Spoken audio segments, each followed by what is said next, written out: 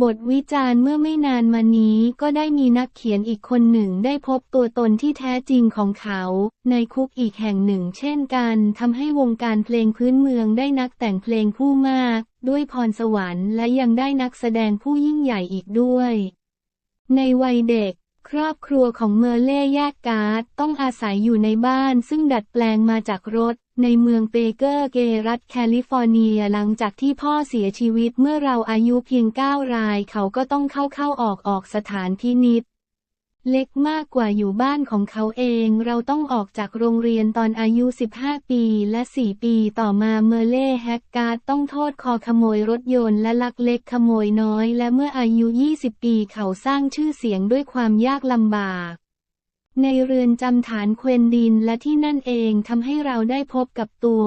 คนที่แท้จริงด้วยแรงบันดาลใจจากคอนเสิร์ตของจอห์นนี่แคทร่วมกับการที่เราได้สนทนากับนักโทษที่รอการประหารชีวิตและช่วงเวลาที่เขาถูกขังเดียวทำให้แฮกการ์ดเรียนรู้ว่าเขามีตัวตนอีกคนหนึ่งซ่อนอยู่ในตัวเขาตัวตนที่มีอะไรบางอย่างจะสื่อสารผ่านบทเพลงของเขาเมื่อออกจากคุกที่ขังเดี่ยวเขาร้องของานที่หนักที่สุดในเรือนจำนอกจากนี้ยังได้ลงทะเบียนเรียนหลักสูตรภาคค่ำในเรือนจำปรับปรุงตัวเองจนได้รับการอภัยโทษหลังอยู่ในเรือนจำเป็นระยะเวลา2 ปีครึ่งเขาก็ได้กลับไปยังเบเกอร์ฟิลด์ทำงานขุดคูน้ำในเวลากลางวัน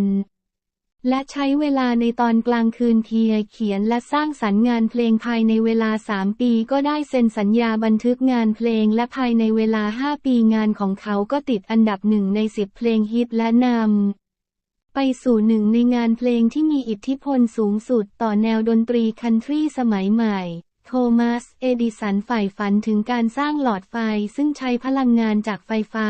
เขาได้เริ่มสร้างฝันให้เป็นจริงเอดิสันต้องประสบความล้มเหลวมากกว่า10,000 ครั้งแต่ทั้งที่ล้มเหลวก็ยังยืนหยัดในความใฝ่ฝันจนในที่สุดเขาก็ได้ค้นพบอัจฉริยภาพที่ซ่อนอยู่ในสมองของเขา50